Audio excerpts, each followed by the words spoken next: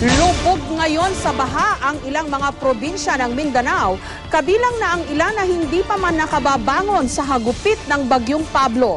Malaking bahagi ng Davao City binaha at pinag-aaralan ngayon ng lokal na pamahalaan doon ang pagdeklara ng state of calamity.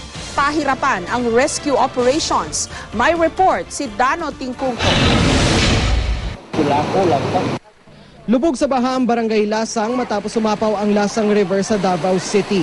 Pahirapan din ang pagbiyahe dahil hindi na madaanan ng mga kalsada dahil sa taas ng tubig. Sa bungad ng Jade Valley Subdivision naman, walang pangingiming sumabak ang rescue teams. Unang inilikas sa mga buntis, bata at matatanda. Dahil sa taas ng baha, ang ibang sasakyan, bubong na lang ang makikita.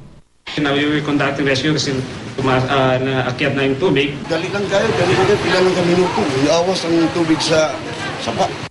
Nagmistulang lawa rin sa Gem Village at Don Julian Subdivision sa Barangay Maa. Ang isang bata isinakay na lang sa batsa. Ang iba'y nakasalbabida o nagpalutang-lutang sa pinagsama-samang mga kahoy. Habang marami rin ang nag-antay sa mga bubungan para mailigtas. Malawakang pagbaha rin ang inabot ng Katiil sa Davao Oriental na hindi pa tuluyang nakakabangon mula pa sa Bagyong Pablo. Sa lakas ng agos, tanging mga military truck na lang ang kayang dumaan. Maging ang mga palayan, nagmukha na ring swimming pool. Sa Barangay San Vicente naman, peligroso na ang sitwasyon, nagkaaberya pa ang rescue. Ang truck kasi nalubog sa mababang bahagi ng daan. Pahirap sa rescuers ang mataas na tubig. Matapos sa may isang oras, nahila ang truck sa kaya mga pamilyang inilika sa Katiil Elementary School. Ulan. Alala niyo yung Pablo? Oo, Pablo. Pablo rin. Pati yung dibdib namin, masakit. Titiisin din namin kung ano ang ni God sa amin. Kung hanggang kailan niya ito binibigay sa amin ng mga pagsubok.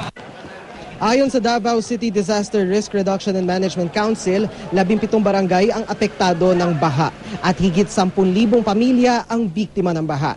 Pinag-aaralan na ngayon ang lokal na pamahalaan ng Davao na ideklarang under state of calamity ang syudad upang magamit nito ang calamity funds. Ayon sa Pag-asa, ang pagbaha ay bunsod ng pag-uulang dala ng cold front.